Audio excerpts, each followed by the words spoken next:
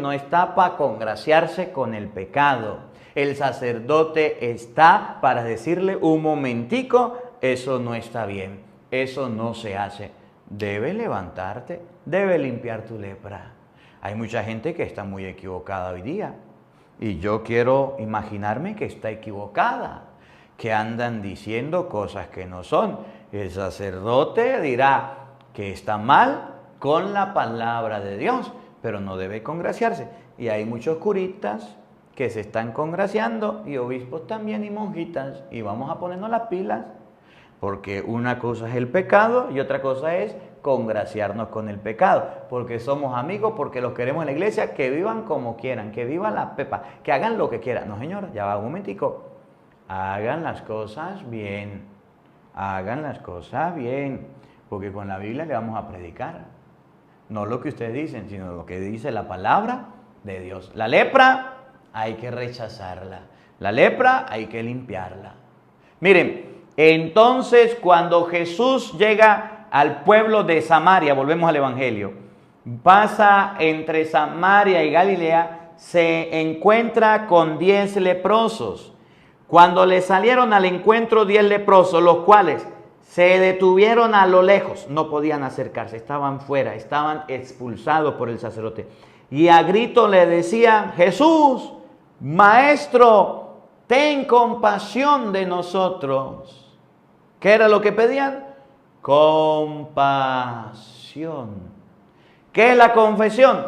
El sacramento de la compasión, de la misericordia, de la reconciliación. ¿Y quién dejó ese sacramento? Jesucristo. ¿Y por qué el sacramento de la confesión, de la reconciliación, el perdón? Porque es el sacramento mediante el cual ustedes y yo nos reconciliamos con Dios. Y ahorita lo vamos a ver como dice por allá San Pablo en 2 Corintios 5, 8 por allá. De 18 nos va a decir que es el sacramento de la reconciliación. Reconcíliense con Dios. Ahora, ¿por qué la lepra decimos que es pecado? Jesús mandó a los leprosos donde el sacerdote. No le dijo que eran unos pecadores. ¿Dónde dice la Biblia? Vamos a buscarlo. ¿Dónde dice la Biblia que la lepra es pecado? Vamos a buscarlo. Números, capítulo 12. Números, capítulo 12. Desde el versículo 1 y siguiente. Vamos a ver dónde dice la Biblia, dónde lo enseña la palabra. Números, capítulo 12, versículo 1. Miriam y Aarón murmuraron. ¿Qué es la murmuración? Un pecado. Murmuraron contra Moisés porque había tomado como mujer a una cuchita del territorio de Cush.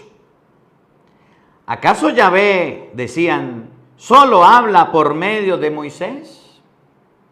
¿No habló también por nuestros intermedios? Y Yahvé los oyó. Ahora bien, Moisés era un hombre muy humilde. ¿Qué hicieron Miriam y Aarón? Cometieron el pecado de la murmuración. ¿Contra quién murmuraron? Contra Moisés. Y el versículo 9 dice: la cólera de Yahvé se encendió contra ellos y se retiró. Cuando despidió la nube que estaba encima de la tienda, Miriam había contraído la lepra. Su piel estaba blanca como la nieve. Aarón se volvió hacia ella y se dio cuenta de que estaba leprosa. ¿Qué le pasó a Aarón y a Miriam? Pues cayeron en el pecado de la murmuración. ¿Y por qué en el pecado de la murmuración? Porque pusieron a hablar de Moisés. ¿Cuál fue el resultado de ese pecado? La lepra. ¿Quién fue el que intercedió para que esa lepra se quitara? El sacerdote, el ministro, el profeta, para que Dios, después dice, a Moisés oró y la lepra se le quitó. Entonces, la lepra representa al pecado. Se nos pega el mugre por andar pecando. Ahora, ¿cuál es la manera? ¿Cuál es la forma de nosotros quitarnos la lepra? Miren cómo lo dice Jesucristo. Jesús, maestro, gritaban, ten compasión de nosotros.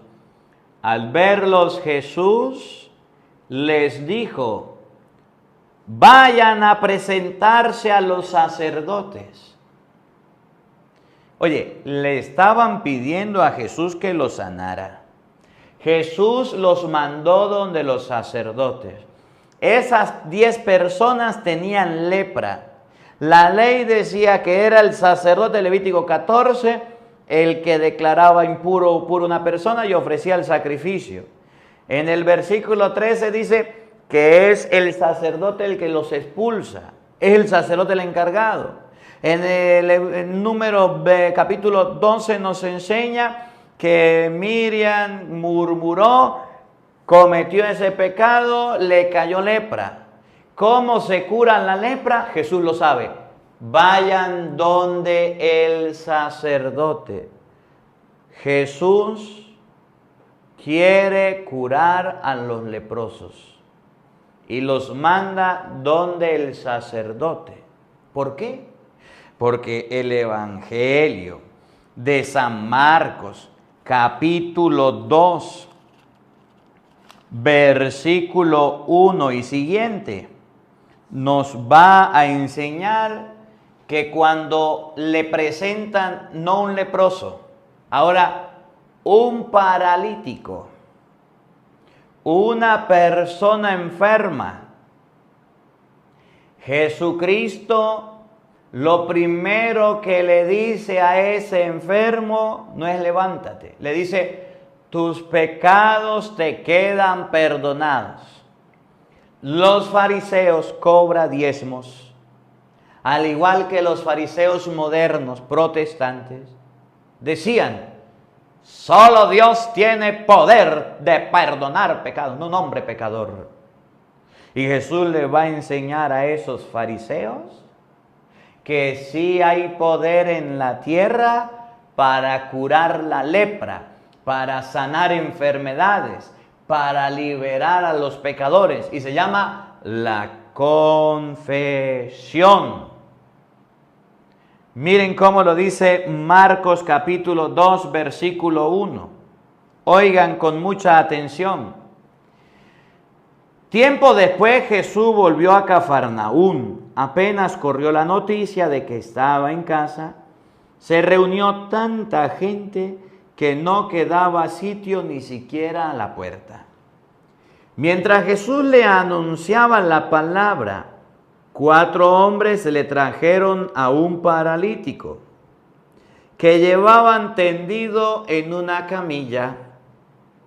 Como no podían acercarlo a Jesús a causa de la multitud, levantaron el techo donde él estaba, por el boquete bajaron al enfermo en su camilla.